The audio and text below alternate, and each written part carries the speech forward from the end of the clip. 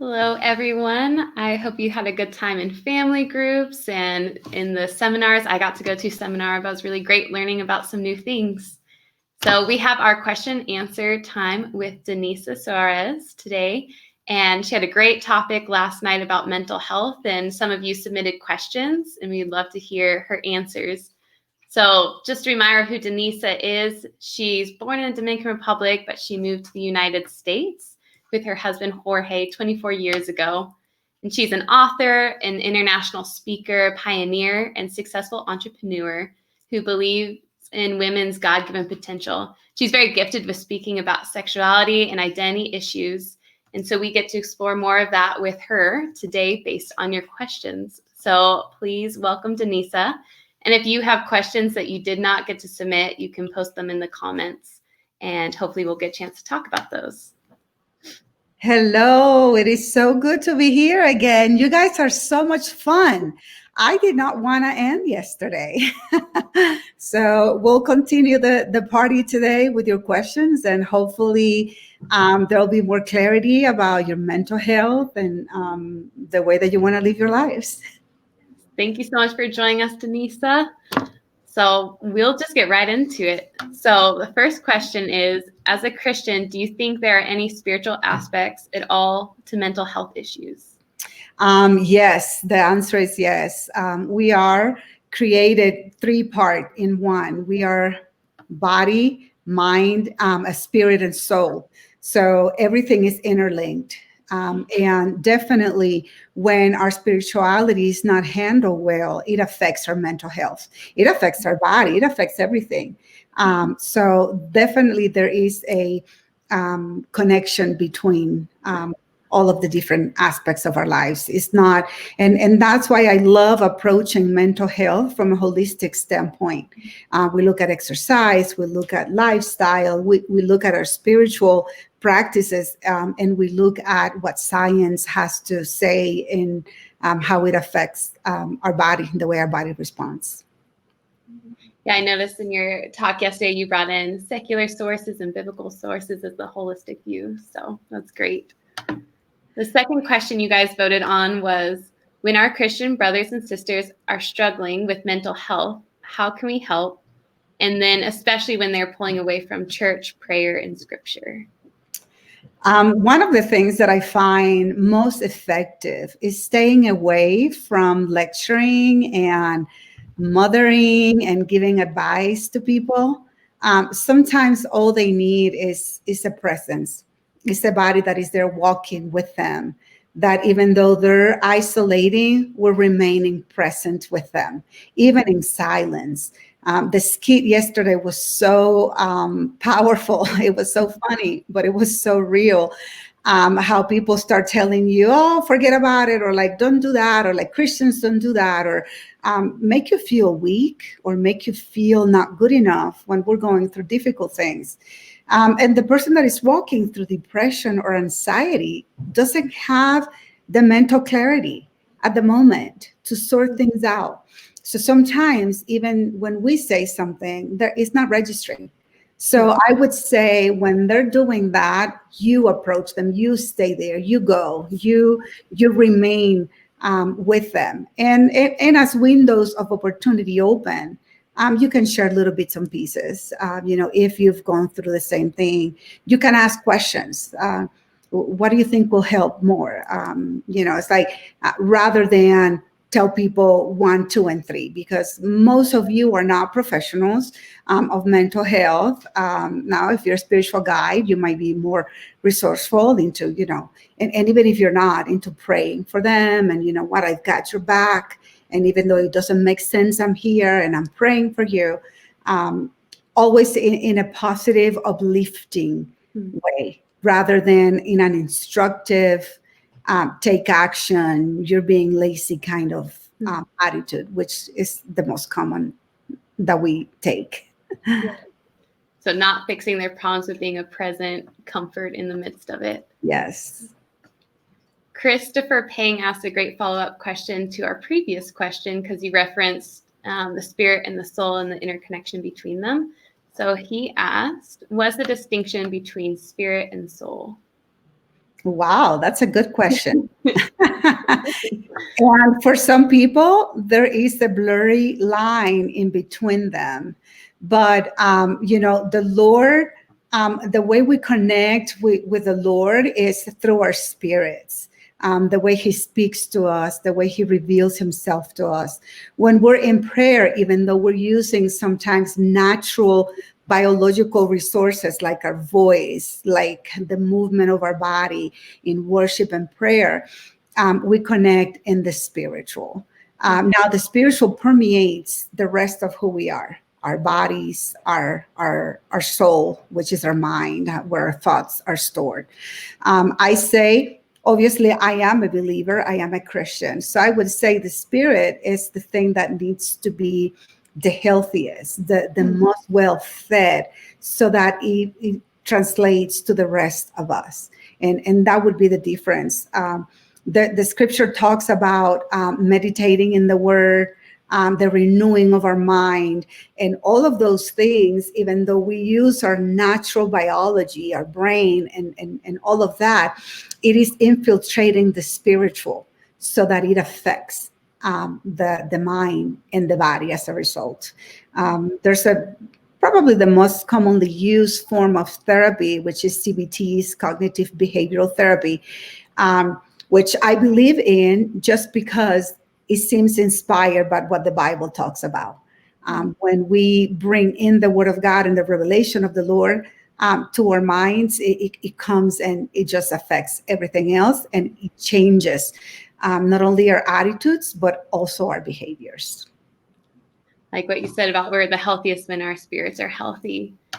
So Abby had a clarification question, but asking, the soul is related to our mind and emotions. Is that correct or incorrect? That's correct. That's correct. And our soul is where all of our thoughts are stored, and is where through where we experience our emotions and feelings. Awesome.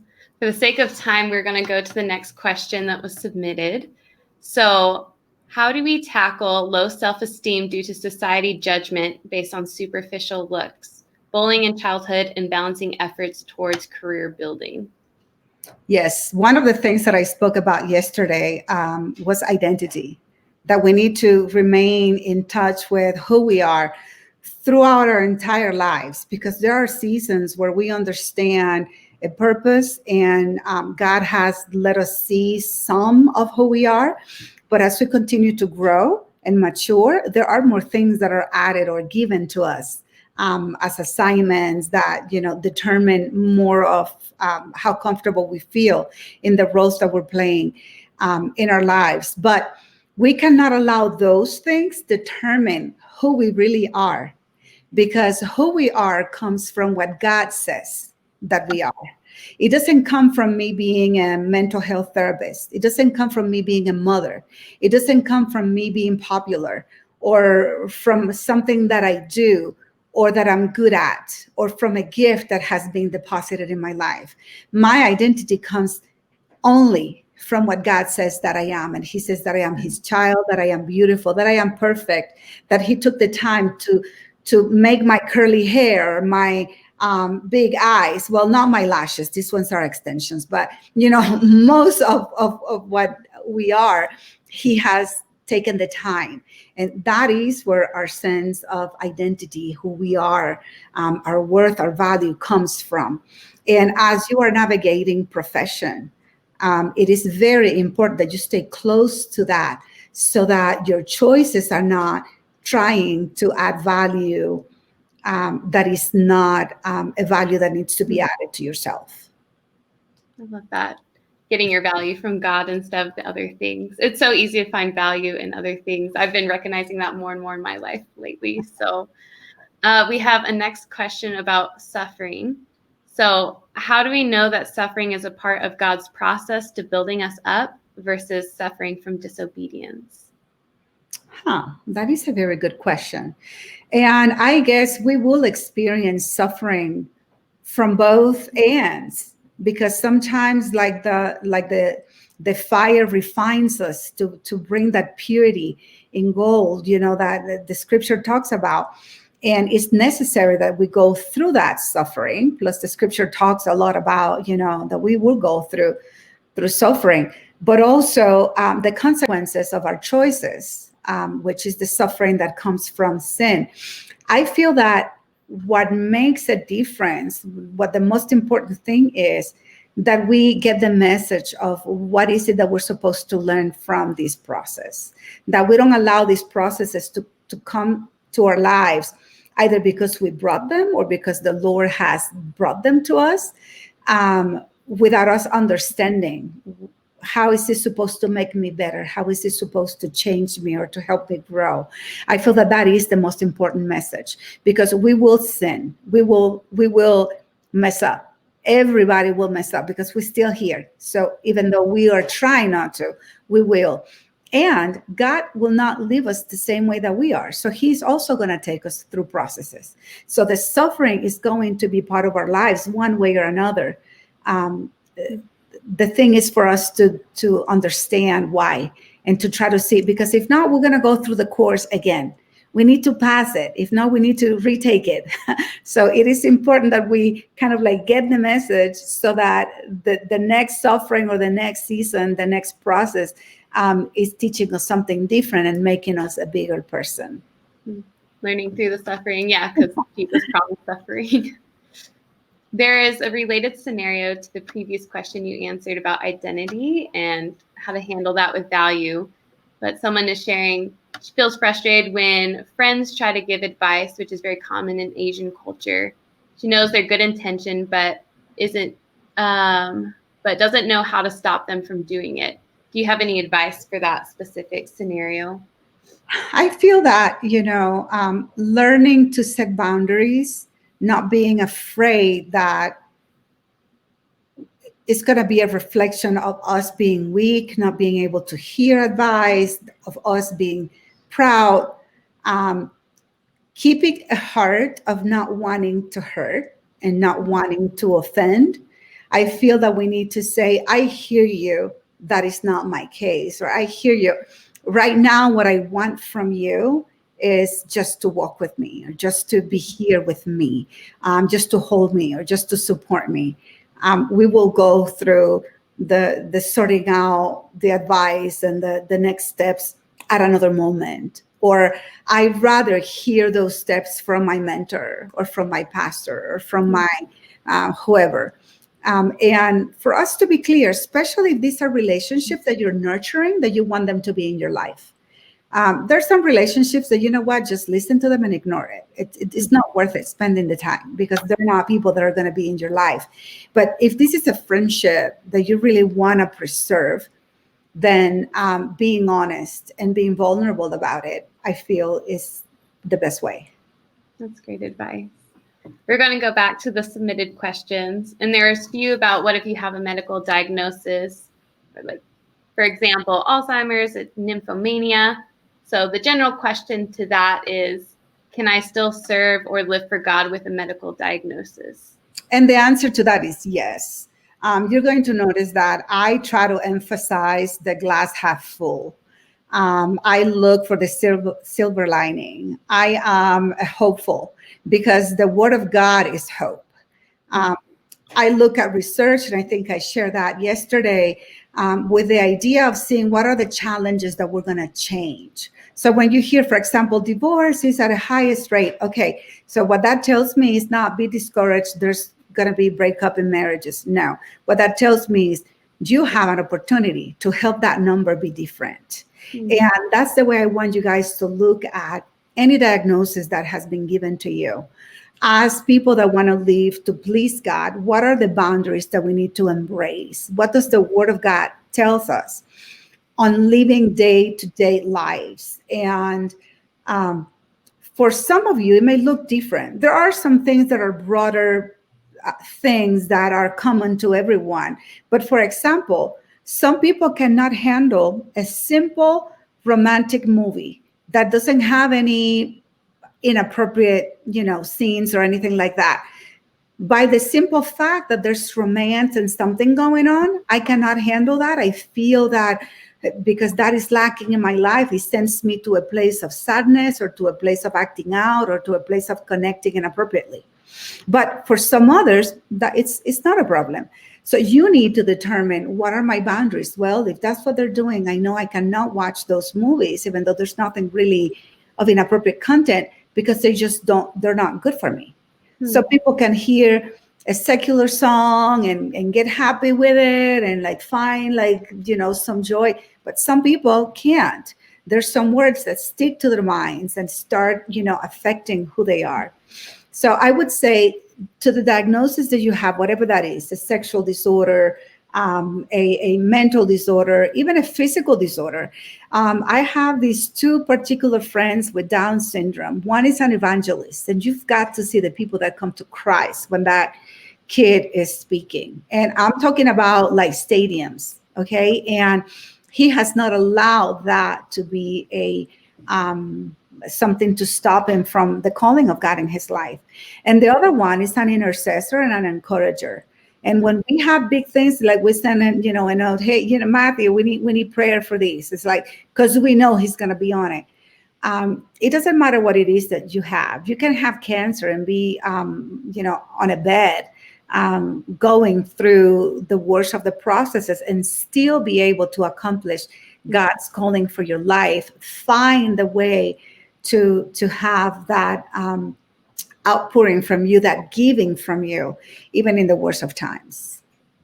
So true. My grandma had Alzheimer's, but I realized that God could work beyond her mind. So even when she was forgetting things, he was still using her. That was like such a huge testimony to me, for someone that like struggles with overthinking and stress. It's like God used her even with her mind not working. So yes, thanks for touching on that. The next few questions are about therapists and clinics and things like that. So for you specifically, what are some of the challenges you face as a therapist, and why did you choose this career path? Yes, and I remember that one question, because I mentioned yesterday, sometimes we don't, we get to this country and we don't even know the difference between a clinic and a hospital, because in the Dominican, for example, a clinic and a hospital are the same thing, but a clinic is typically a private organization.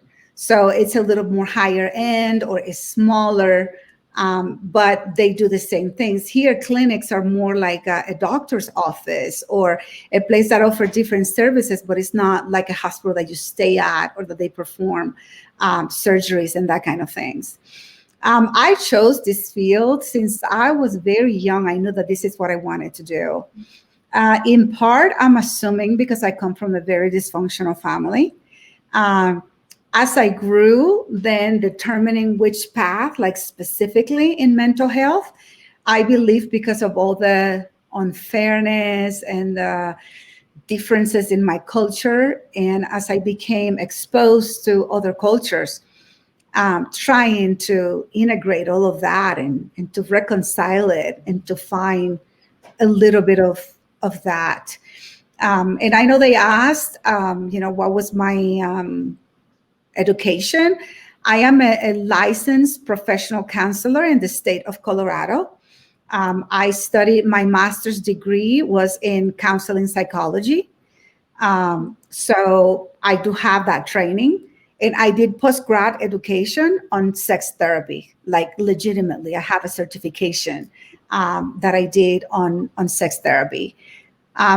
Why that? Because part of the issues that I saw is that not only as we are navigating our education years as students, but as we're finding relationships, there were a lot of issues, even within the same culture, just depending on where you stood and what your family attitude and perception of things were, even within the same country.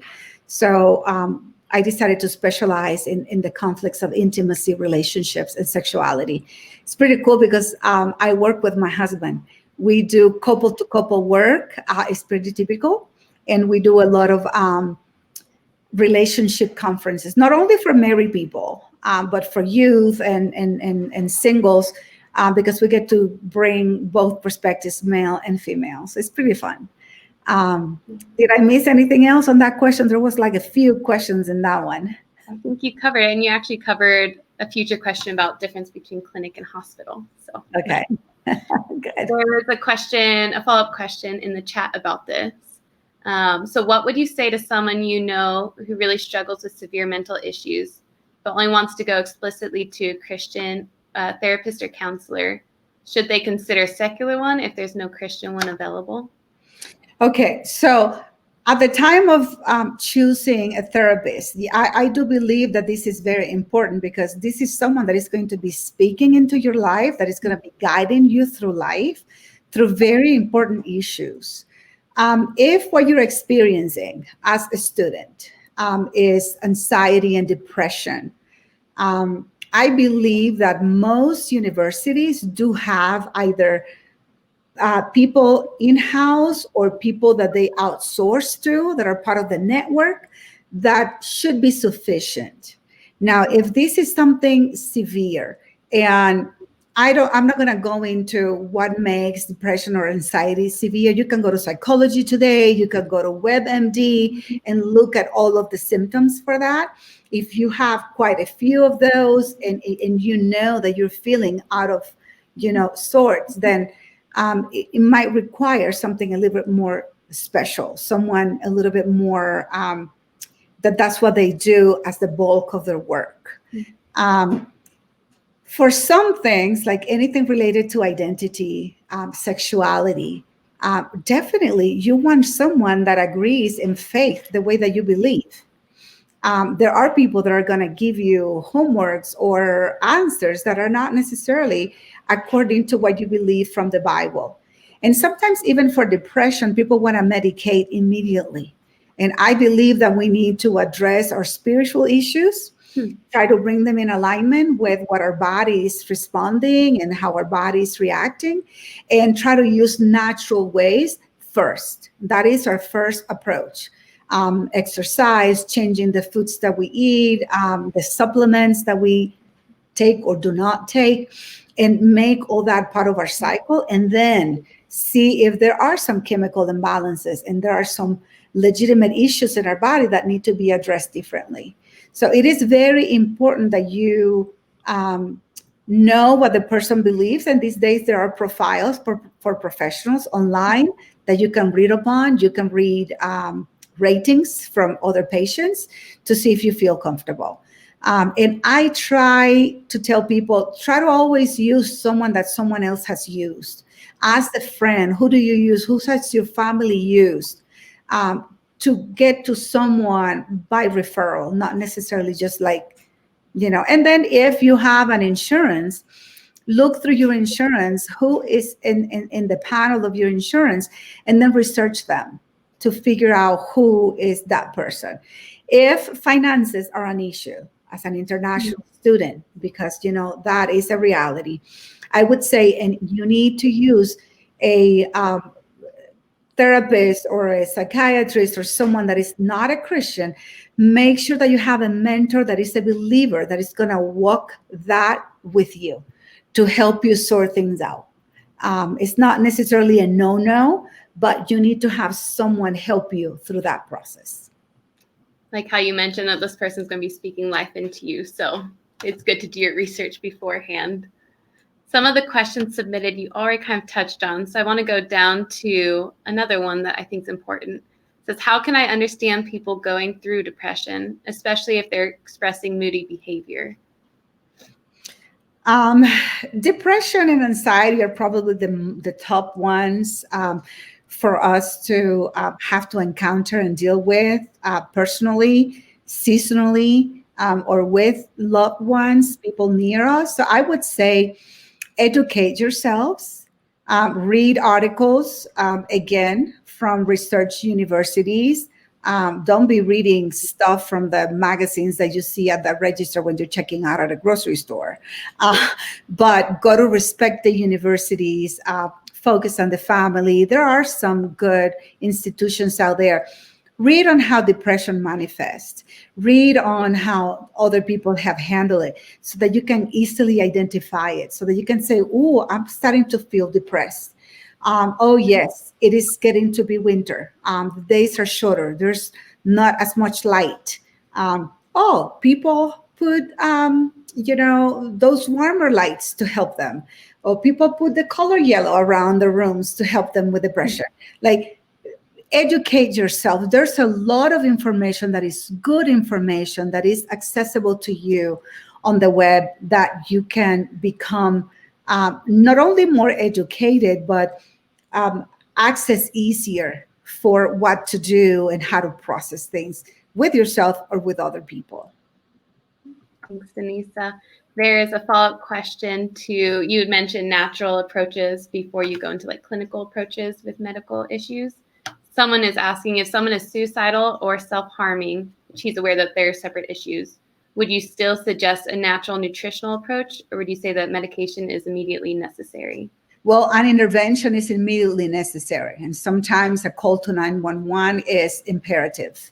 And after that, the follow-up needs to involve someone that is close enough to this person and that this person respects, like either the parents, a professor, a mentor, a guidance counselor, someone that is going to help them walk through that.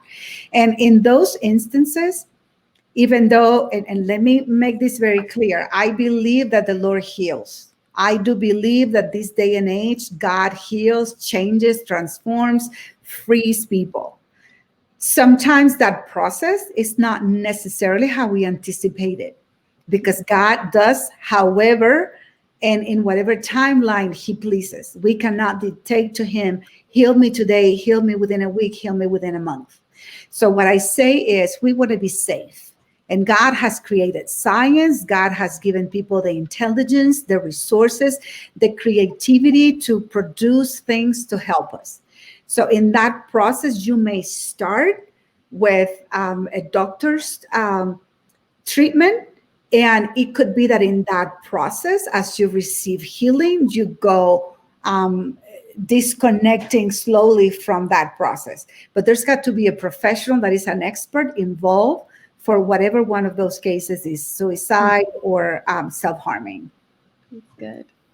As people are looking to be resourced with these different kind of things, would you say that psychologytoday.com is a reliable website? Or do you have a variety of good articles? Typically, people have a lot of education. And many of them, if it's a master's level, they're specialized in that area. There's a lot of competition, which is good. People want to make sure that their article has substantiated stuff. Now, it is not, 100%,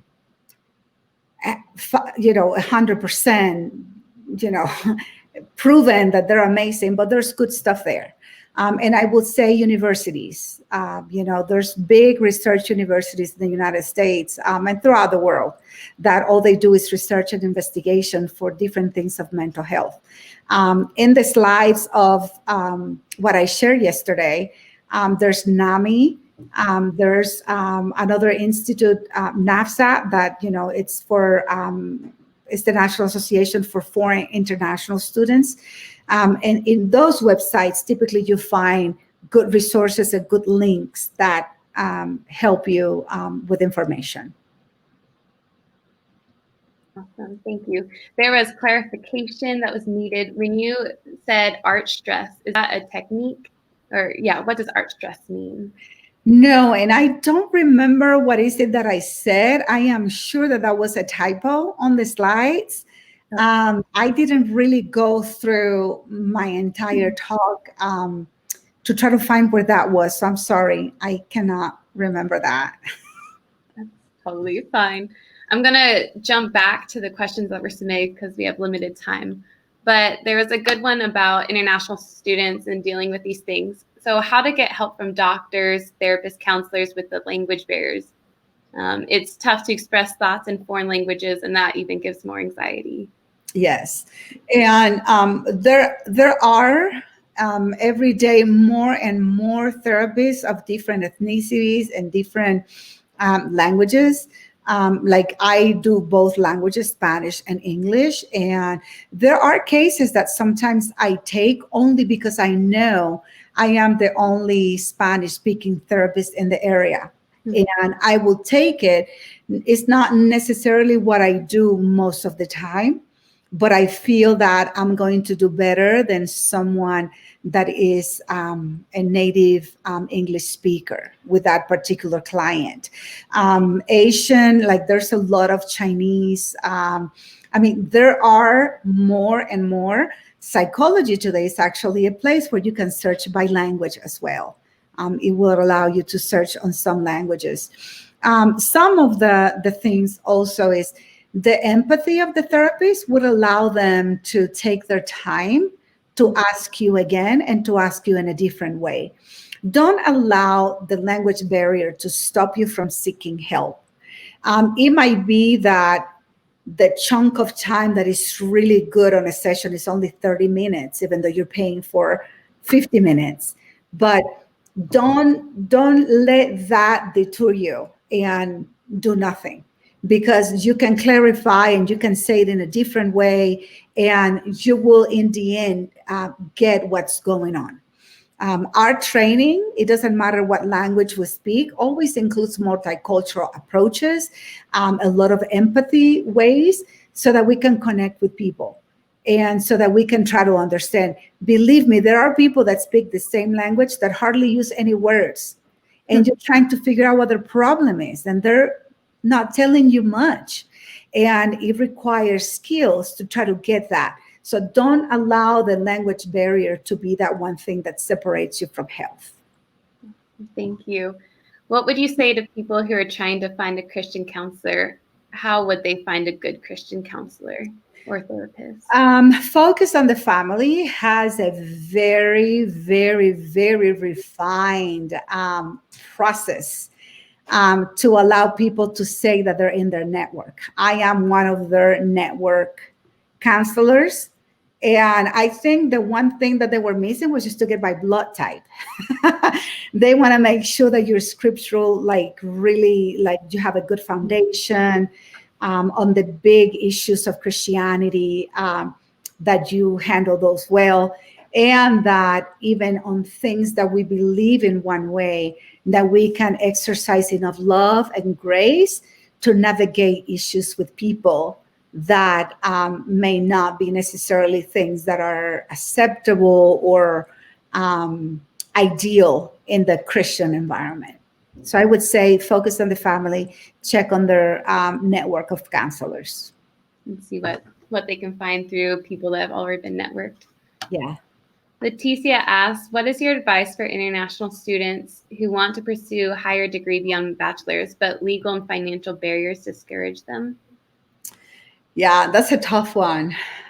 There are ways of earning grants and scholarships. I remember that I used to get, and it wasn't a whole lot, but man, it felt like a lot when I was going through school. I used to get $500 every semester because of my ethnicity.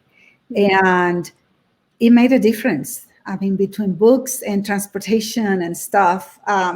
So I would say try to find institutions that want to support you. There are philanthropists that, want to support single moms, African women, males from, it's like, it takes time to do all that research. It takes time to go through all the different institutions. And I would say, set yourself realistic goals. The fact that you cannot do a master's degree in 2 years, well, I did it in 18 months. Very specific circumstances. My husband said, you're not working, just get school done and we'll get by, we'll figure it out. And that allowed me to really get into it. But obviously that would have not been the case. It is okay to take one class a semester. And you may feel, oh my goodness, in 2050 is when I'm going to be done. You know what? 2050 will get here and you will be done. That if you do nothing, 2050 will still get here and then you will have nothing. So even if you have to settle for one class a semester as you work and save you little money, do it. But keep putting one foot in front of the other. Don't allow that to discourage you. And it might be, I became a mental health professional and I could not practice probably for 15 years because my children were little and I wanted to be in their lives. So I was a teacher. I was teaching because I wanted to have the same schedule.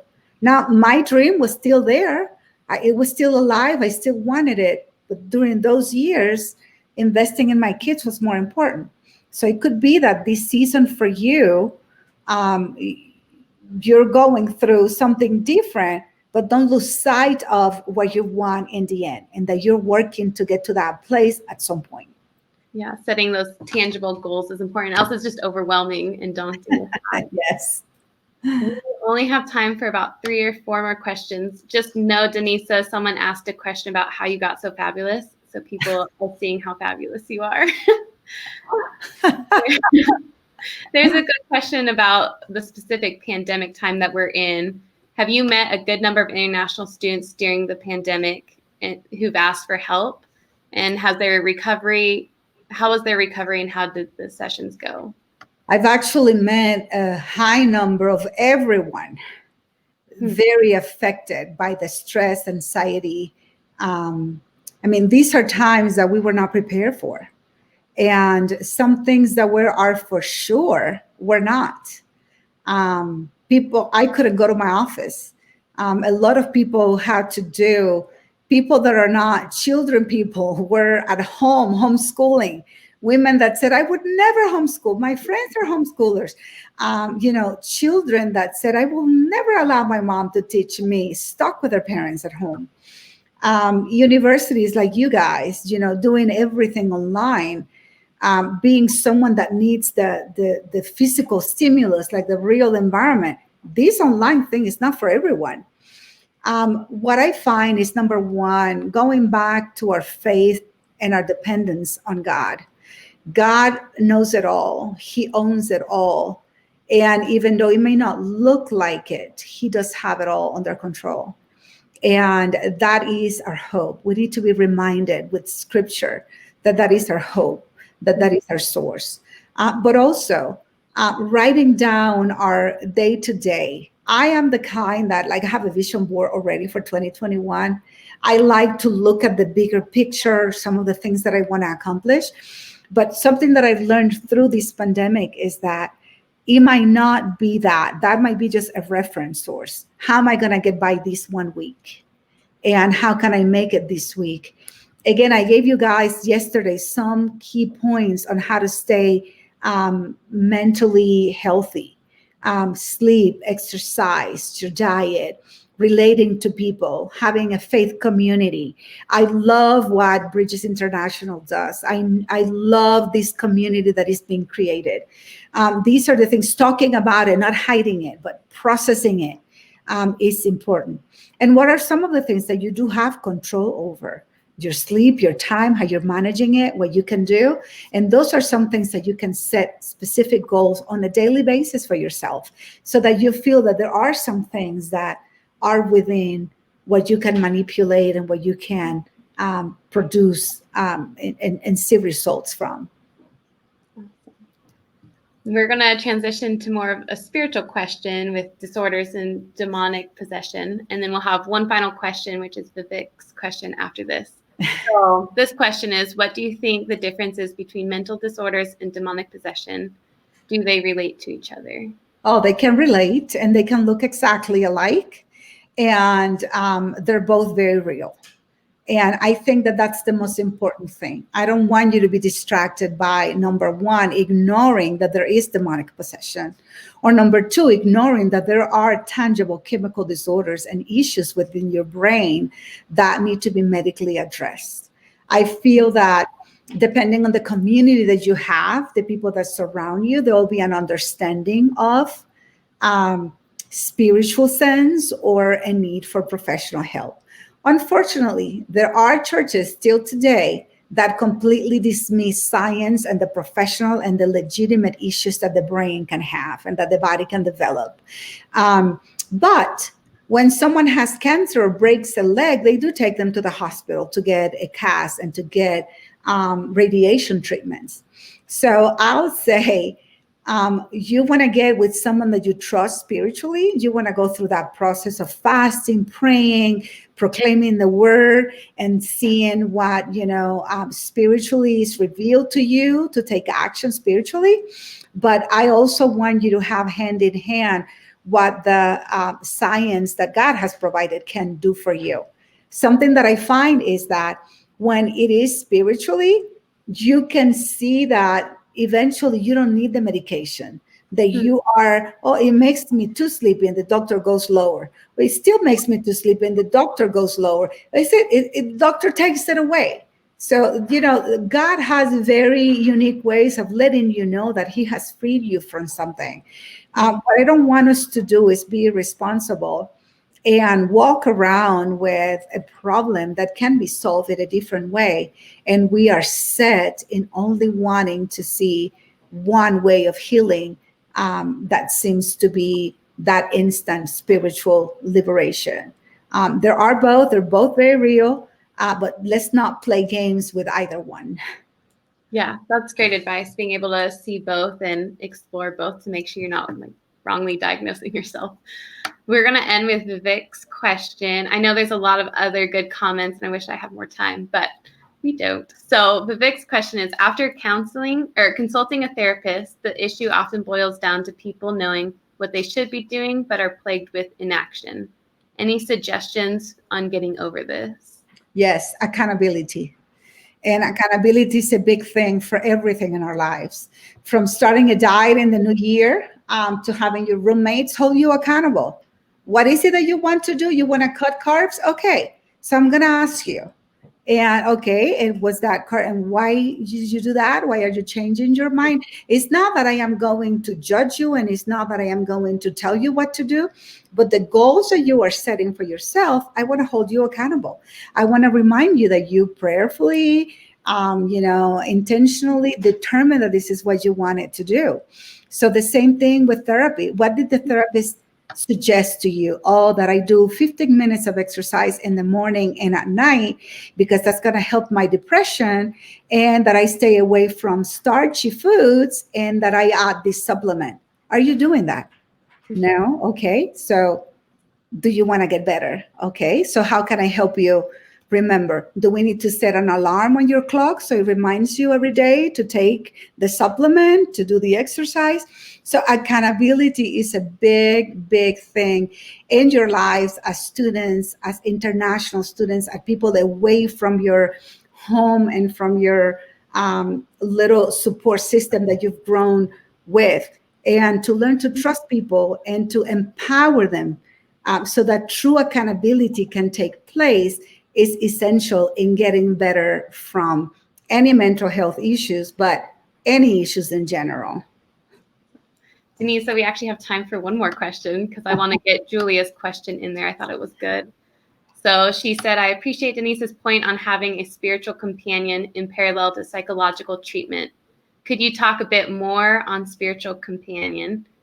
And then some additional thoughts are there instances that people are in need of spiritual friendship but have none? And is it because they don't know how to cultivate relationships? Yes. And there's a great book by Lisa Bibier, my friend Lisa Bibier, which is my neighbor. She came out with Godmothers. It's her latest book. And it's guys, don't freak out. It's good for you too. It does talk about women and how we need to be godmothers and have a godmother. And I think that the teaching on it is really, we all need someone that we give accounts to. And we also need to have someone that we're investing ourselves into. And if you don't have that person in your life, start praying for the Lord to reveal to you who is that mother, who is that father, who is that big sister, who is that person. And it doesn't have to be someone different in age. It just needs to be someone experienced in what you're not experienced in. It's someone that has walked areas that you are not at a place to be by yourself. And I believe that is the way the Bible teaches us to live life, having those relationships that are real relationships. They're not easy. They're not simple. Sometimes they're unpleasant because we have to talk about things that are not necessarily the most comfortable. It's things that we're growing, that we're being challenged, but it is necessary. And if you grew up in an environment where having a mother or a father didn't really look the way that it should, it's not a role that you trust or that inspires you openness, vulnerability, then maybe it is time for the Lord to do some healing in that area in your life, and for you to start trusting and being vulnerable. And it might go wrong. It might not work the first time. That does not mean that you will not be able to develop a proper mentorship relationship upward and downward in your life. It is essential. And this is a good time to develop that because people have a little bit more of that kind of time during a pandemic season. That's something I've been thinking of. Is like I need to get a mentor, so been praying about who that can be because it is an investment. So you want to make sure it's the right person. So, Danisa, guys, I never told you, but if you want to follow me on social media, I'm on Instagram as Danisa Suarez Oficial en español, only one F. Danisa Suarez Oficial. And there are some YouTube videos that I have that talk on anxiety and depression and some things. So if you follow me, you're going to see stuff. We keep producing material. We're at a place of revamping all of our platforms. So hang in there, follow me, and we can stay in touch through that way or another event. Awesome. And Danisa, if they have specific questions just from what we've talked about today, can they message you on Socio? Yes, I will take a look at Socio between today and tomorrow. And so whatever I find in there, I will promise you guys, I will devote a little time to answer some of those questions. Awesome. Thank you so much, Danisa, for your time. It was a great discussion and good questions, everybody. Yeah. Nice meeting you all. Stay the course, stay focused. Awesome. We are going to transition to a time with George. Hey, George, not Tanya. Great. Where are you? Hey, Bessie. Hi. How are you? I'm doing good. How are you doing? Very good. Very good. Let's see. I'll pop out for you to pop in with Tanya. Yes. And the awesome time of discussion and questions and answers. That's really great. Yeah, have a wonderful time. Thank you. Thank you. I'll be with all of you. Okay. All right. So while we're waiting here, if any of you guys, I don't know if there's chat. I think there might be. Oh, yeah. So we have coming on board with us, joining us for the next Q&A session is Tanya. Tanya Crossman, she was the one that was giving the talk, the very first talk on cross-cultural relationships. Thank you for joining us, Tanya. Thank you so much for taking your time to join us and welcome. Thanks. It's really great to be here with you all. I've been looking forward to this. Yes. So those of you guys who may remember from what she was sharing, Tanya's Mandarin is definitely better than mine. She has spent, I think, more time in China than you have in any other place that you lived in, right? Definitely more than, I spent more time in Beijing than any other city in the world. And more than anywhere else in my adult life. So I think I've got 11, I think I'm at around 14 years of my life in China. Wow.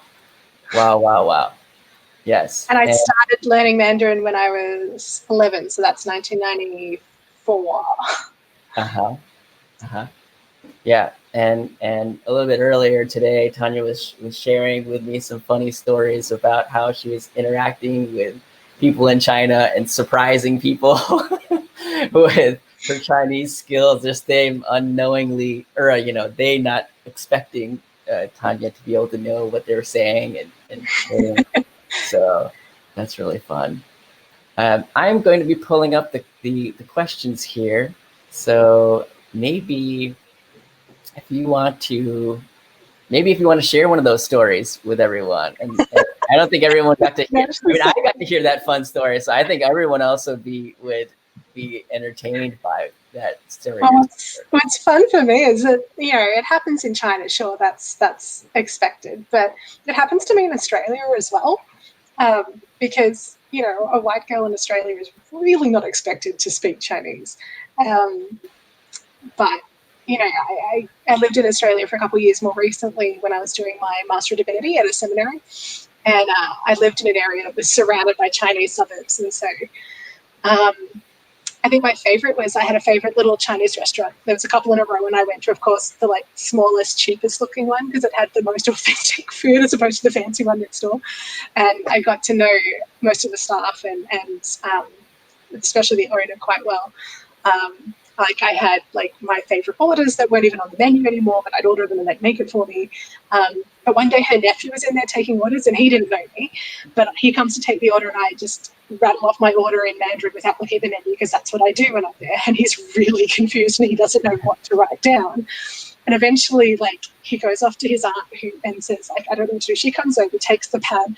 I rattle off my order. She writes it all down and comes back.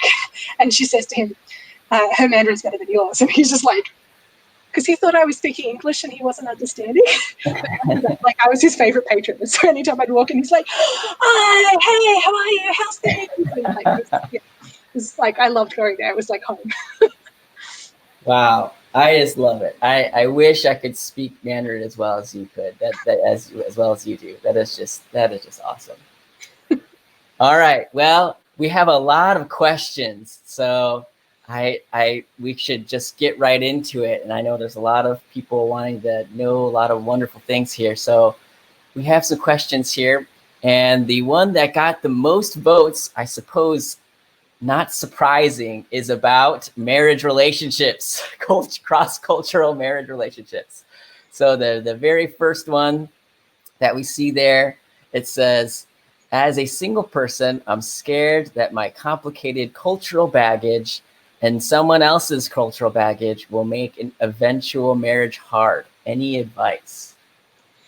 Yeah, I was looking through some of these questions, and that's a topic that came up a lot. And I get it. It's, when you start looking into this stuff, cross-cultural marriages, cross-cultural relationships, it's tricky. It can be a bit intimidating too. So yeah, my husband and I come from different countries. We met in a third country. China feels like home to us, but that's not where either of us are really from, not where either of us has a passport from. And this year really brought that up because when we couldn't live in China, where are we going to go? Because neither of us can live in each other's country. So we're going through this immigration process right now where we have to live apart.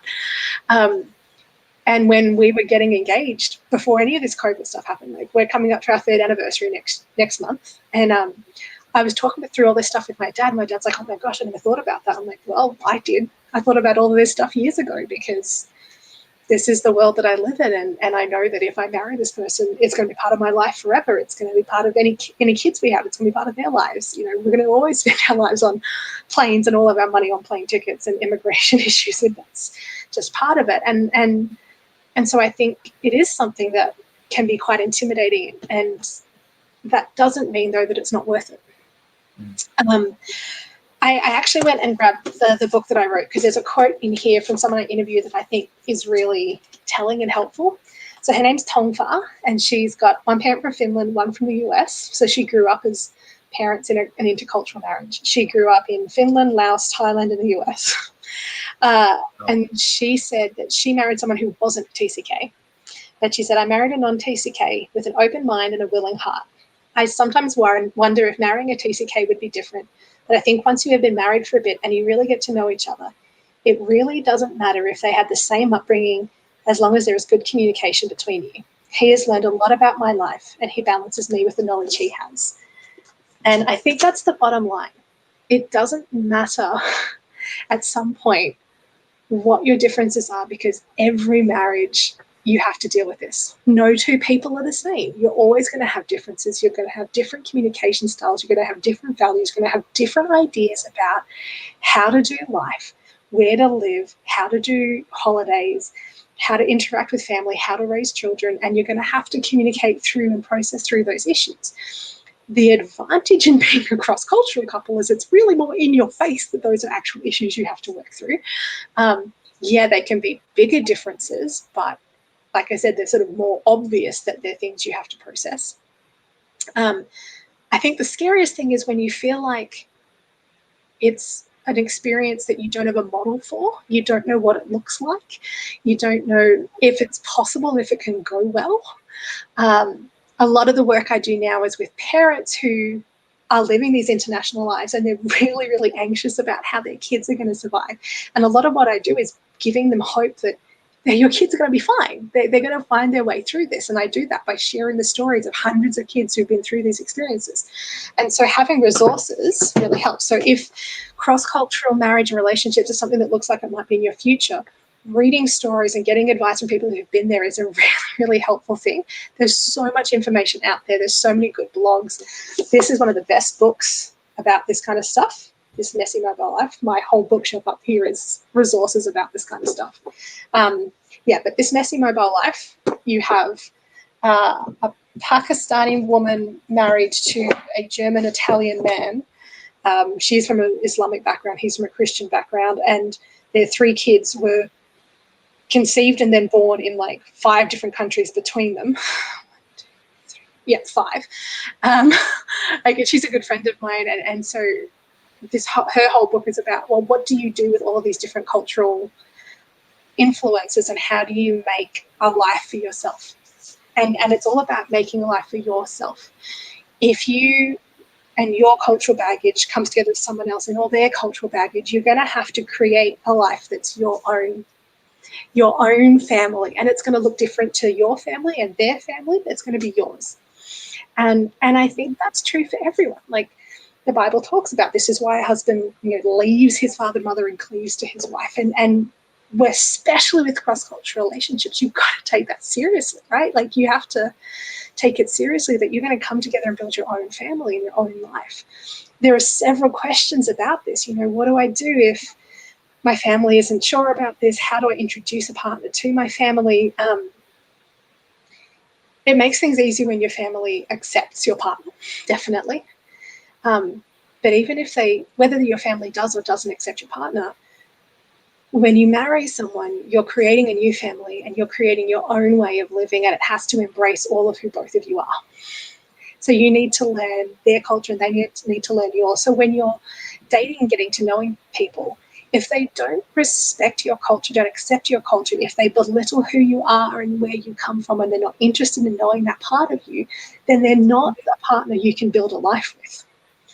Mm-hmm. We've had to have conversations at times about where things we've said have hurt the other's feelings of being disrespectful to each other's culture, even when it's completely innocently meant. When I make a joke about his country that he would make, but it's not the same if I make it. And when he makes a joke about my accent that I take too personally because it's part of who I am, right? Like you have to be upfront about those things and about accepting and embracing each other's identities, allowing that difference in your home, creating space to bring that in, learning how to cook. So I've learned how to cook some of the food from his family, and he's learned to cook some of his mum's recipes to cook for me. And, I've had him watch shows from my country, and like learning to bring parts of what we've grown up with into our home together has been really important. And we're still starting out on this. Like I said, we've only been married 3 years. So this is something we're going to continue to learn and grow in over time. So Tanya, just so all of our listeners and participants know a little bit more about the specifics of your relationship, tell us a little bit about your husband, what background he is. Maybe not everyone knows what background. Of course, yeah. So my husband was born in the US, but his mum was born in the Philippines, and immigrated to the US when she got married. And then their whole family moved to first Hong Kong and then a few parts of mainland China, settling just outside Beijing. So they moved originally when he was 10, settled outside Beijing when he was 14, and he lived there until this year. So he's grown up over in China, but in an English-speaking family that's half Filipino. Whereas I've grown up in Australia, and I'm the only person in my family who lives outside Australia. My family, we lived in the US for 2 years when I was in high school. It's a business family, so we'd moved a few times within Australia as well. And then my sisters are both married guys from immigrant families, so one who's Italian and one who's German. Wow. Lot of diversity and mixing going on. That's wonderful. Yeah. So if I understand it correctly, your husband is half Filipino and American. Is that right? Yeah. Okay. But lived a long time also in China. Yeah. Okay. So actually, Just gotta make it all straight. in the US in high school more recently than he had lived in the US as a kid. Until now. Yeah, I mean, I totally relate to everything that you're saying. I too am in have a cross-cultural marriage. My wife is from India, so I totally know what you're talking about when you talk about different cultures trying to merge together. And I faced a lot of very interesting, how can I say,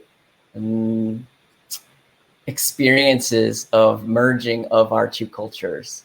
You know, especially when it came to family and kind of the traditions and even I have a lot of funny stories about when I got to finally meet the family and asking to marry my wife Hina. That's a funny story in itself. But anyway, so I totally relate to what you're saying regarding the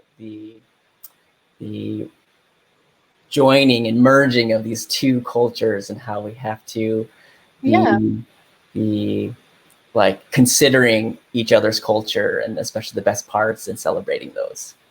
Yeah, and it can be really hard.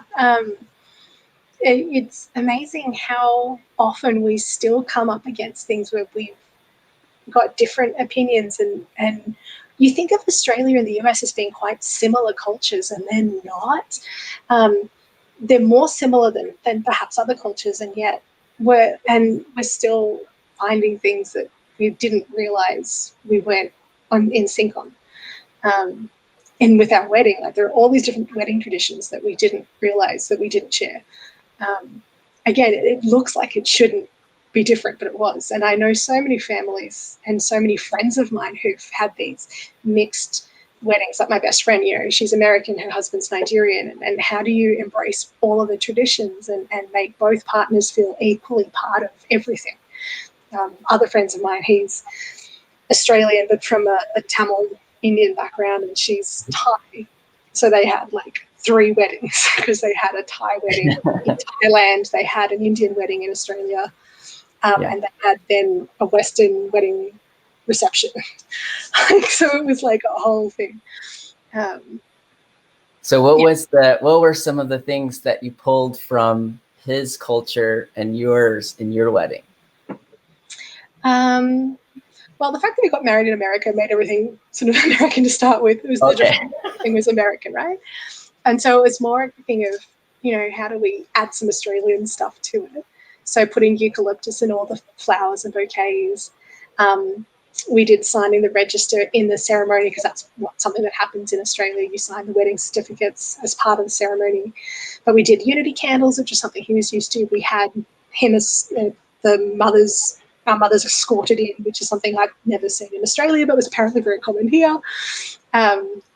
Like we were just blending these different things together. Basically, it was a thing of what's important to you. Okay, let's include that. What's important to me? Okay, let's include that. Yeah, it's funny because in India, the groom is supposed to go and pick up the bride on a white horse. So for my wedding, I had to find a white horse, and we in Ohio. I was living in Columbus, Ohio at the time, and I had to find one in Cincinnati, and then we got it. And I got to ride a white horse. It was quite fun, but that was important for her culture, right? But it was such a thrill for me. I was like, wow, this is so cool, riding a white horse and these are all examples of what's important when you're talking about cross-cultural relationships. You need to have a partner who will do this with you, right? And you can see this early on in getting to know someone. Are they willing to make these compromises with you? Do they value the things that matter to you? Are they willing to go looking for a white horse? Or are they just willing to do things that matter to you just because they matter to you, even if they don't understand why it matters to you. Yep. All right, we have a lot of questions to go through. So here we got the next one that got the most votes. How do I build friendships with international students that don't fade away when they go back home? I am the queen of virtual friendships, because I've had so much transition in my life, not just me moving, but me living in a place like Beijing where so many people move. Not just my international friends, but my Chinese friends often have left too. My best Chinese friend was from Sichuan, and then she ended up immigrating to the US because she married a guy from Hong Kong who got a job in the US. So like even my Chinese friends left me. So I have a lot of experience building relationships with people who've left. I think I said in my talk yesterday, like my best friend and I have only lived 2 years in the same country, and we've been best friends for like 15 years. Our relationship has deepened while we've lived apart. So it's definitely possible. And I think I saw a lot of questions about virtual relationships, especially during COVID. So I've got a few tips that I can share with you about this. But the first thing is just to acknowledge that, one, virtual is not the same as face-to-face. So when you're staying in touch with someone long distance, when someone leaves and you're switching to long distance, it's different. It's not the same kind of relationship. And so you do need to say good goodbyes when someone moves away, because that time of your relationship and your friendship has come to a close.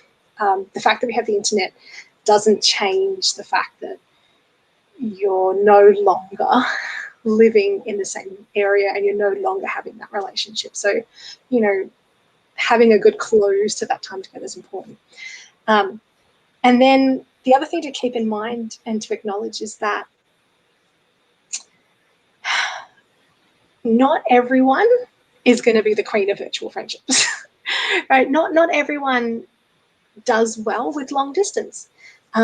Some people will be the sort of friends who you pick up with where you left off. So maybe you don't see them for 2 or 3 years, and then one of you visits and it's like you've never been apart and you have the best conversation and it's fantastic.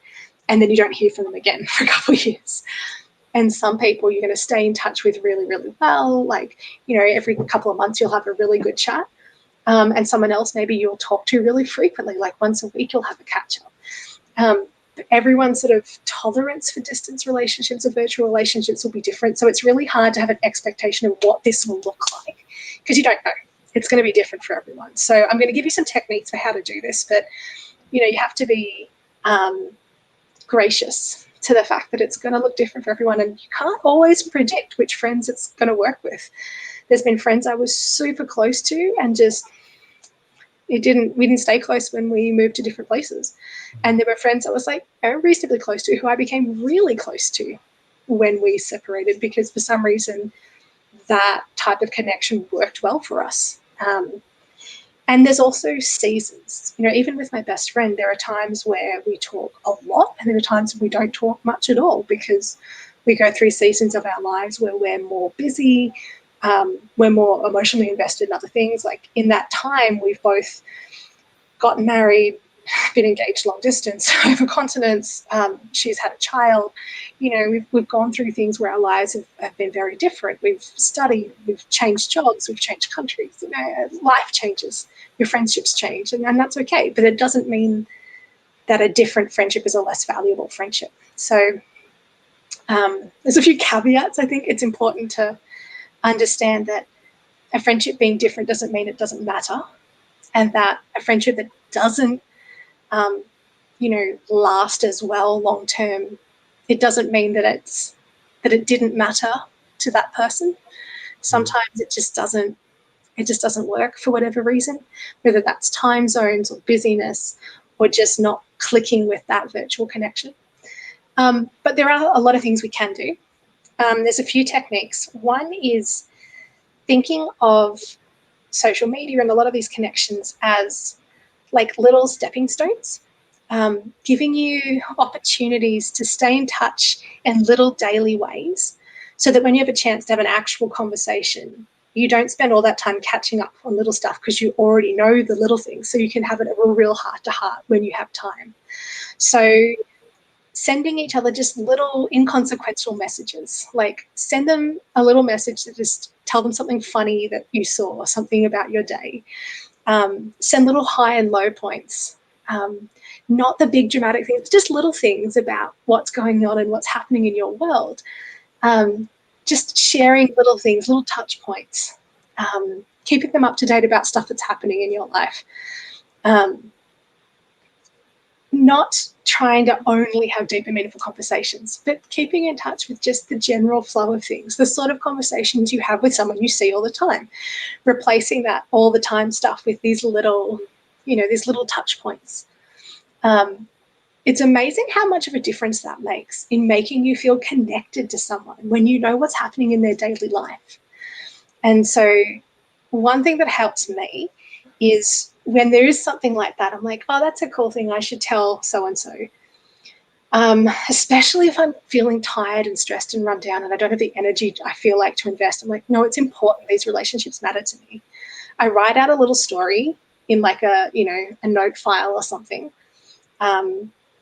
Only a couple sentences, not super long, but then I copy and paste it, and I copy it and I send it to a few different friends who matter to me that I haven't talked to for a while or I want to stay in touch with. And then when someone responds back, I'll respond to them individually. But I send that first message to a few people because it's the conversation starter, the sharing of a story helps me do it with, the small amount of energy I have at the end of my day. I can start 10 conversations because those people do matter to me. And so my best friends, maybe I'm sending messages to all the time. Then there's other friends I'm sending messages to once a week or once a month, just enough to keep in touch and remind them that I'm thinking of them, that they still matter to me. It means that a lot of the time I'm the one that reaches out to them, and that's okay because that's something I can do to show love to them. Often when I do reach out, I get a lot of response back because they just needed that prompt, that reminder that I think of them and I care about them. And it doesn't have to be something big. It can be something really little, like, I saw a deer in my front yard and my little Australian brain went crazy because it was amazing. And my Wisconsin-born husband was like, it's a deer, whatever. So I'm sending you this photo, like nothing dramatic, just something that made me smile that I thought might make them smile, Yeah. Those can make a huge difference. Mm-hmm. Mm-hmm. Yeah. One thing if I can add to, I've noticed that with the international friends that I've known here that have gone back, one thing that I found that has made a huge difference in keeping contact with them, it's a little bit harder now with COVID, but is basically to go visit them, kind of like what Paul did with the early churches. He would just go visit them and encourage them, right? And I find so they are so happy to see you, when you show up in their country, and they're, and anytime we can encourage them in their faith there, and they're just so happy. So I would say if you're trying to keep that relationship going, the international friendship relationship going back at that home, go visit them, go see how they're doing. And it's so fun because they're like your, isn't it? Yeah, they're your tour guide. They know the language. They can take you around. It's a win-win. Honestly, after 10 years in China, the only close friends I had left in Australia were the ones who visited me because they could visualize my life. They actually, when I shared those stories, they could see what that was that I was talking about. Yeah. It does make a huge difference. Yes.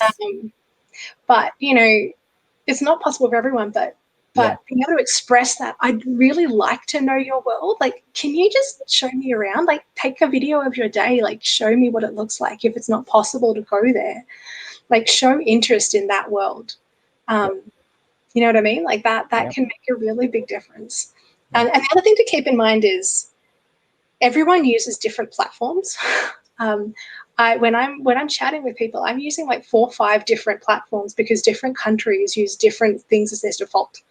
So I have an old hand-me-down iPhone that I use.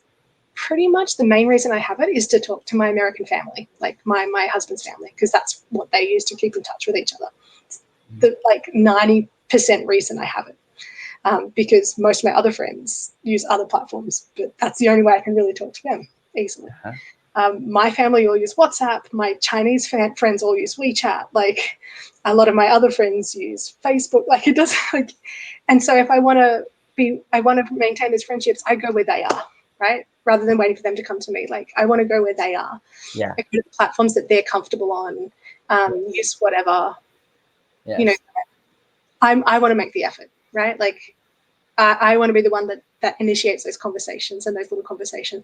I'll ask them if they're free to Skype or Zoom. I'll go to the platform that they're comfortable on, right? Like initiative makes a big difference.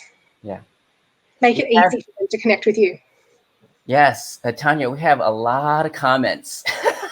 So I think so some of the comments here we got I want to learn more about cross-cultural relationships.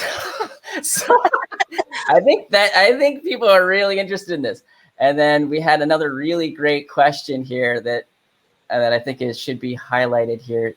She said, where was it? Oh, how do you communicate to someone close to you with deep trust, control, and commitment issues? So if you have the issues or if they do. Sounds like, I'll read it again. How do you communicate to someone close to you with deep trust, control, and commitment issues? So if they have those issues. I guess, yeah. So it seems like a lot of people are interested in still knowing more about cross-cultural relationships, which is not a surprise. Sure, that's right. and then maybe this question would be good. Yeah. I think it's important to remember that you can't change anyone else, right? Like if there's a person in your life who has deep trust, control, commitment issues, you can't fix that, right? You can be a person in their life, a presence in their life that shares truth and gives empathy and gives comfort and, you know, can be someone who is trustworthy and who is empathetic and who is present for them. But you can't undo their trauma. It's a difficult one, right? Like I want to be careful that I'm not going to take the place of talking to a mental health professional who knows your story and can work through this with you. I think that's dangerous to try and talk too specifically to someone's situation. But I will say that be careful not to try and change somebody. But you get to choose what you share. You get to choose what you communicate, but you can't control the other person and their reaction. So there's nothing that stops you from communicating, even if they won't accept it, even if they don't understand it, even if they don't hear it. So when you choose to communicate with them, you need to have an attitude of, this is something that I need to share, even if their response is not what I want. And if you're needing a certain response, then maybe it's not the right time to share. Because you can't control that response. You can't require that response from them, especially if they are dealing with their own trauma issues and their own control issues. That's something that they need to work on, and you can't. There's nothing you can do to fix that and to manipulate that. If someone's in a place where they can't respond to you in the way that you need, then they're probably not a person that is able to be in a healthy relationship with you. Another resource that is helpful when you're talking about, if you're talking about trust or commitment issues that come from people who have done a lot of moving and their trust and control issues come from someone's going to leave, because people always leave, because I've moved or they've moved. A really helpful resource is this one, Belonging Everywhere and Nowhere, Insights into Counselling the Globally Mobile, written by a counsellor talking about how those experiences affect the way we interact with people and affect our mental health. And so if that's something that you've dealt with, or people in your lives are dealing with, that's a really great resource that can be helpful for unpicking some of that. Okay, great. Okay, I'm curious if you guys can write in the chat what exactly you would like to know more about cross-cultural relationships. So my guess is that's coming up. I think for most people who are just like, I want more, it often comes down to, I don't have many models to know how this works and how this succeeds. And so knowing that there's other stories out there can be so helpful. Does that I wonder if that resonates with a lot of people. But yeah, like I know so many success stories of cross-cultural relationships, but I also know a lot that have crashed and burned. And it really comes down to, you need a healthy relationship, full stop. Someone being from a different culture doesn't give an excuse for them to not listen to you, to choose to not want to understand you, to tell you that your differences are too big or too much or need to be downplayed. And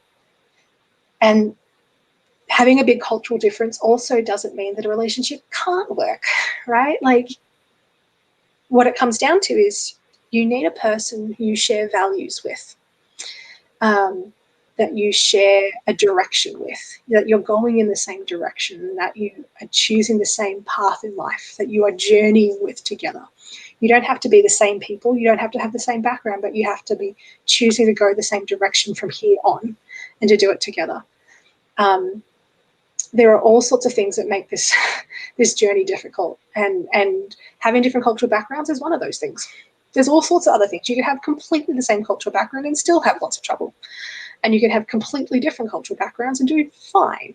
I have so many friends who are from different cultural backgrounds and have great relationships because they've chosen to put in the effort to talk through things, because they value each other for their differences, because they've made compromises and they've made sacrifices and they've valued each other.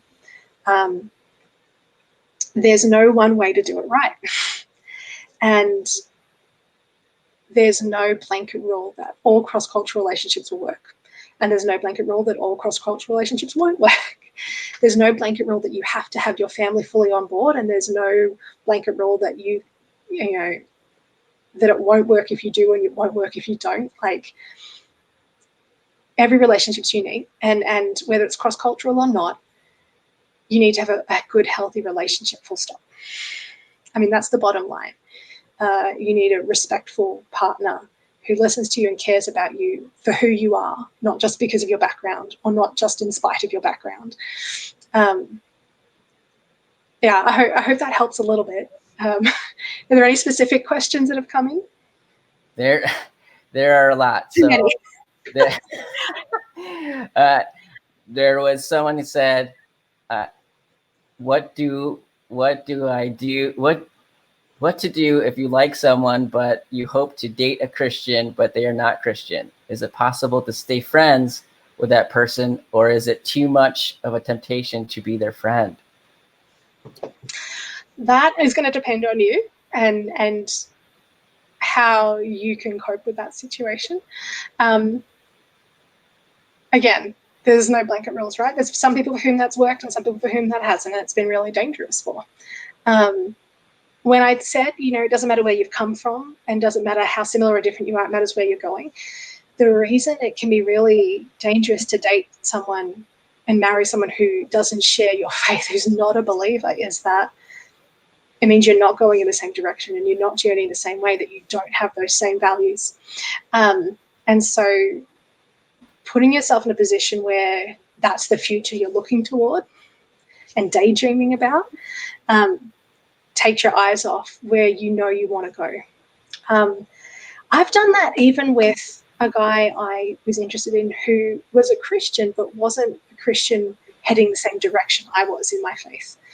And so I think it's not even just, does he tick the box of saying he goes to church and he says he believes in Jesus, but is he pursuing the same things I'm pursuing in my faith? Does he have the character qualities? What attracted me most to my husband was the character qualities of being someone who didn't just go to church and said he believed things, but lived the fruit of the Spirit of gentleness and faithfulness and kindness, not loudly to be seen, but quietly and faithfully in the background when he wasn't being watched, right? And I think for me, it's not about whether you can do it or not. It's like, is it helpful? I mean, I'd rather spend my time with people who are going to push me in the right direction. And I think for me, if I was in that position, hanging around someone who I know my heart is turned towards is going to drag my focus away from the direction I know I want to go. So it's not that you can't do it. I mean, you can absolutely be friends with anyone, but is it going to be helpful for you? Is it going to be beneficial and pushing you in the direction you want to go in life? Is the question I guess I would ask. Okay, good. So we have another question here is, what does a healthy relationship look like? What does a healthy relationship look like? It's amazing how most of us don't really know the answer to that. It's a fundamental question. I gave a really, really brief synopsis of this at the start of my talk, precisely because I think we don't talk about it very much. We have a few very simple checkboxes. I have to have this, and this, but we don't really think about what's healthy. We think about the bare minimum that we need, and we don't think about, well, what actually makes for a joyful and beneficial lifelong relationship. And I think what makes for a healthy relationship is it has to be mutual, right? It has to go both ways. It can't be one person making all the sacrifices and doing all the compromise. Both parties have to be putting in effort to help the other one, to support the other one. Both people have to be working out how to communicate with each other, how to make the other one feel loved and respected, how to make sure the other one knows that they're admired and they are worth that time and attention, right? It has to go both ways. And making sure that neither one abuses power in the relationship. There's always power imbalances in the relationship. Each one has power over the other one. The more close you get to someone, and this is not just in romantic relationships, it happens in friendships, it happens in families. The closer you are to someone, the easier they can hurt you. And I think we've all experienced that, right? The more you care about someone, the more their opinion matters to you, right? The more it hurts if they say something mean to you. And the more it lifts your heart when they say something kind to you, right? And so there's that vulnerability when you get close to someone. And so in a healthy relationship, it's safe to be vulnerable because you know that they will care for you. You know that you're safe. You know that they will take responsibility when they get things wrong, because we all get things wrong. None of us are perfect. We all make mistakes. And it's one of the other things I really admire and was attracted to in my husband is that when he knows he's made a mistake, he owns up to it. He is cut to the heart by it, and he apologizes and he seeks to make change. When he's convicted by God that he should do something differently, he repents and he changes his life, right? That to me is something that is really important in a person, and it's really important for a healthy relationship. Looking for someone who can apologize for real, looking for someone who cares for real, looking at how do they treat people in their lives, how do they treat their family, how do they treat their friends, are they faithful to their friends, do they care about their friends, do they what does that look like? And I think in a healthy relationship, you are safe, and you are both safe with them and safe for them. And unfortunately, a lot of us haven't experienced that before. And so we accept a lot less than that. And so I think for a lot of us, in order to have a healthy relationship, we actually need to do some work first. We need to do a bit of therapy and unpack the unhealthy relationships we've had, whether that's been with family, whether that's been past romantic relationships, to unpack what is the unhealthy patterns I've been part of and that I've accepted as normal, so that I can start having healthy patterns in my relationships in the future. So if you think safe doesn't make sense to you, if, I think this is really fundamental and important, to understand that, to look into what does a cycle of abuse look like. Read that, understand that. Do I recognize that? Has that happened to me? Know what it looks like to be able to express yourself. In a safe and healthy relationship, you can say what you think and you're not afraid of how the other person will react. If you're afraid of how someone's going to react to what you say, to your honesty, then it's maybe not a healthy relationship. You're good. Okay, so I think we're pretty close to the end of our time here. And so I think this will have to be the last question. So on the list here, we've done the top two. A lot of the questions we've combined because they were very similar. So many of you were asking about cross-cultural relationships, and we had a lot about keeping relationships and friendships with international students. Here's one that I think would be that is, I think, the fifth one down here, where it says, if someone wants to have an interracial marriage, what advice can you give them when people close to them disagree with it? Man, that's a big question. Yeah. I'm a really big believer in asking questions, right? I mean, you're asking me questions right now, but often asking people questions is a way to disarm them. And so if someone is showing an attitude that feels, maybe not aggressive is the right word, but like there's a pushback, asking them why can be helpful. What is their actual objection? Because sometimes it comes out of fear.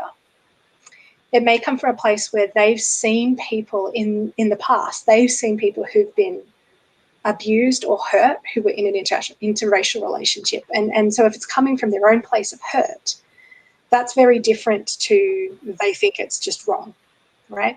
So if you ask some questions and understand what they're actually objecting to and what they're concerned with, then you can know how to direct the conversation. So I would definitely start with asking questions. And if you discover that the objection is just straight up racist, ridiculous, this is just not how things should be, then there comes a point where sometimes you just have to say, this is not okay, and I need to walk away from this influence. Now, I have a friend for whom this happened in a very dramatic way. She's American. I knew her when we were both living in China. Her husband is Indian. Her parents refused to come to her wedding. She had previously dated a man who was African American, and they wouldn't let him into their house. They later broke up, but when she was dating her now husband, her parents were like, no, we don't approve. You're our daughter. You're supposed to do what we say. And if you marry him, we won't come. So she married him. She's like, I believe God's leading here. He's a good Christian man. This is what I need to do. And for the first time in my life, I'm going to disobey my parents because this is where God's leading. And so they didn't come to her wedding. Later, there was some family issues, and she and her husband moved back to where her parents lived to help. And he was such a wonderful help to the whole family. Her parents' attitude changed completely, and they have a completely different relationship now. So I think my point of hope there is it is okay to step away from people who are being unloving, uncaring, unreasonable, but there is always hope that God's truth and God's character in someone can change hearts. And so don't be afraid to stand firm for the truth, whatever that looks like, and to trust God with the results. Yeah, absolutely. Tanya, did you face any kind of struggle with your parents accepting your husband? No, my family were very supportive, which is lovely. And his family have been quite supportive too. The only trouble we've had is our families fighting over where they wanted us to live. We've been working on green card paperwork, and my dad's affidavit letter in support said we would have liked them to live near us, but we understand their decision to live in the States. And like, I can hear the attitude in that letter, so we're very thankful in that. The pushback I got was from my family and my friends was for choosing to live in the US, because culturally they were like, well, why would you want to live anywhere but Australia? Think about the good things about Australia. And they were serious. For us, this was definitely the best place for us to live for lots of reasons, but feeling like you have to justify those choices constantly. It wasn't an ethnicity thing for us, but it was people justifying, questioning our choices. It gets really tiring, having to constantly explain yourself, having to explain yourself to lots of people. Yeah. For me, my parents didn't initially accept Hina not because they were racist or anything, but they just had their preference. They told me, we want someone we can speak Taiwanese with and interact with them, and will they be able to understand us? And so they just had their preference. And fear as well. Will they be able to understand? Yeah. And I think it was good for them to go through that process, because they, in the end, grew, and when they finally got to meet Hina in person, they're like, okay, we were wrong. We love her. So that's what I mean. It's like, it was a win-win. They had to grow and stretch in their relationship, in their scope, and being to accept different cultures. Like I said yesterday, like differences are harder to work through, but we grow more from it. Because when we're challenged like that, we have an opportunity to grow. Yeah. And I think it's really important that we can share those feelings. We don't pretend that those feelings aren't there. I'm glad that my family expressed their concern that I was coming here during a pandemic. And I'm glad that they shared their fears, and they're glad that they shared their concerns, and they're just not understanding, so we could have a conversation and they could talk through. At one point, one of my sisters said, okay, I still don't understand why you would make this choice, but I understand that it's the right choice for you. So, you express the feelings, you have the conversations, and you trust that it'll work out. And Well, thank you again so much, Tanya, for taking all this time with us and answering all of these wonderful questions. Yeah. And I'm sorry. Conversation. I'm on social media in a lot of places. You can find it in my bio on the platform. So yes, feel free to reach out. Yes, and I'm sorry we didn't get through all of the questions. You guys had a lot of wonderful questions. So definitely direct them to Tanya, and get in contact with her too if you have very specific questions that weren't answered today. But again, thank you so much, Tanya, for taking the time with us. You're very welcome. Thank you. All right. Bye-bye.